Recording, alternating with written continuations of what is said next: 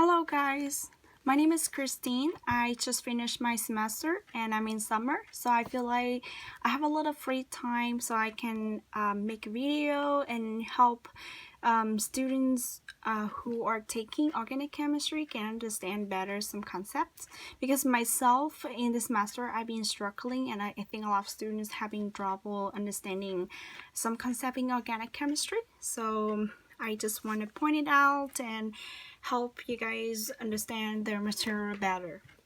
So today we're going to talk about meso compound.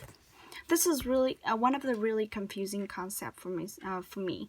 So the most important, the hardest thing is that you gotta remember how to identify if a compound is meso.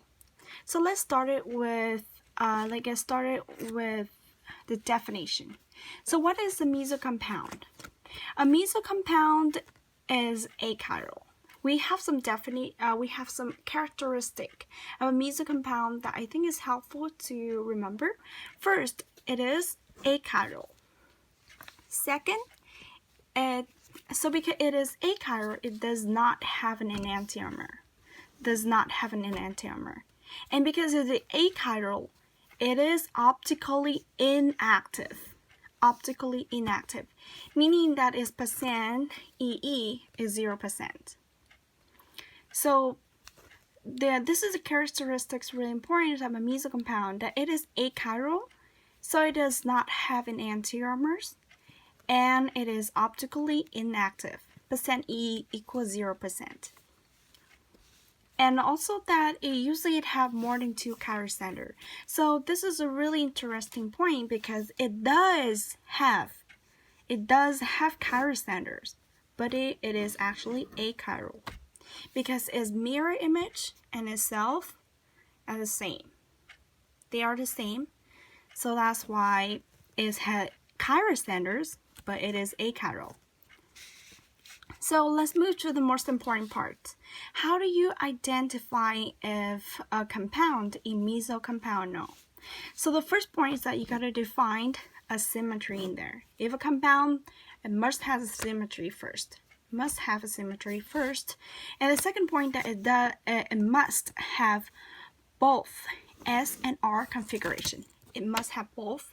So if it's only had one configuration, that does not give any clue to identify if it is a meso compound. It must have both S and R configuration. If it's only have one, it may not be a meso compound.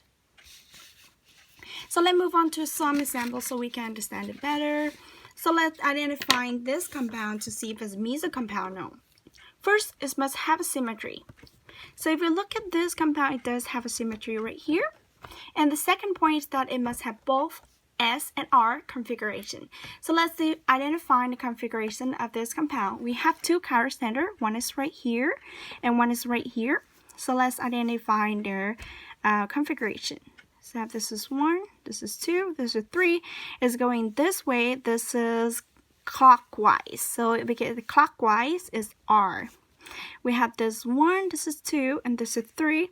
So we have this going this way. This is counterclockwise, so this is an S. So this compound have both configuration S and R, and also it has a symmetry. So this is a meso compound. Alright, let's move on to the next one. This one we also have a symmetry right here, and also we have this is an R configuration, but this is also an R configuration. So this is not a meso compound. Because we have this is only one type a configuration that is R, only one type R. So it is not a meso compound. Alright, so what about this one? We have this one. Let's figure out the symmetry. The symmetry is right here. And also we have this is 1, this is 2, 3 is going this way. So this is clockwise. So this is an R configuration. We have this 1, 2, and 3. We have this going this way. This is a counterclockwise. So this is an S configuration. So this one is also a meso compound, because it have both R and S configuration, and also it has a symmetry. So this is a meso compound. What about this one? We have this has symmetry right here, and we also have this is an R configuration, but this is also an R configuration. So this is not a meso compound. This is not a meso compound because it has only one type of configuration, which is R, even though it has a symmetry. But it needs to have both S and R configuration to be a meso compound. This only have one type, so it's not a meso compound. What about this one? So if we look at this one, some people may say, well, this is an R, this is an S. But, so this one is have both R and S configuration, but it does not have a symmetry. There is no symmetry in here. There's no symmetry because of this. So there's no symmetry in here, so this is not a meso compound. This is not a meso compound because it does not have a symmetry. Alright, so what about this one? This one, we see that it only have one chiral center. Only one chiral center. So we cannot say it's a meso compound. And also, this is not even a chiral compound because this branch and this branch are the same. So this is achiral. This is not even a chiral compound. So it's not even a meso compound.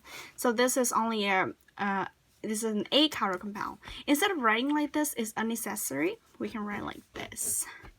It's only BR. We don't need dash and wedge. Alright, so that is it, how you define meso compound.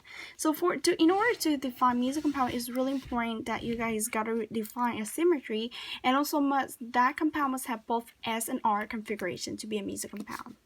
And that's it for today, and I hope that you guys find it helpful, and good luck with your organic chemistry. Thank you.